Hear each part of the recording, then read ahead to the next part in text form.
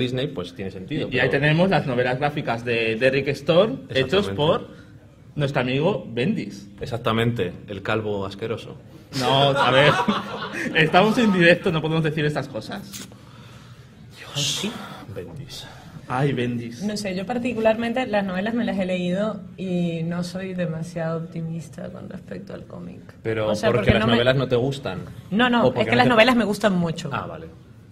Solucionado, le ponemos a Bendis escribiendo. O sea, no, También, seguro que lo no tengo mucha ilusión de que sea. O sea, está medianamente bien logrado la relación entre la novela y la serie, pero en el formato cómic hay ciertos aspectos oscuros de los personajes que Bueno, eso también... va a ser a muy ver a quién difícil ponen a de dibujar. transmitir. Claro, hay... O sea, digamos, tienen un reto muy importante si realmente van a ser fieles a la novela. Si se van a crear una historia inspirada bueno, Si lo escribe el novelista, pues hombre... pero bueno, No el lo sé. novelista puede escribirlo o puede estar de consultor, asesor.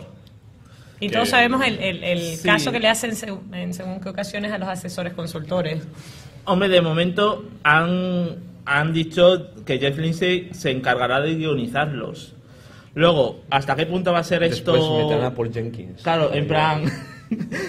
historia... Jeff Lindsay, guión, Jeff Loeb. Y ya vas ahí y dices, toma, Hulk a tope. Y sale Hulk, oh, Y sale- estas manchas de sangre. Y sale Dexter y hace... "Ah, me estoy poniendo muy nervioso.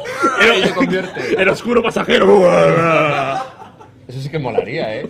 Es como Yo compraba ese como cómic. los cómics de 52 de DC, que sale al final dos caras como si fuera el increíble Hulk. Pues Eso mismo. Dexter, en plan, convertido en un monstruo gigante de 2 metros, matando a gente.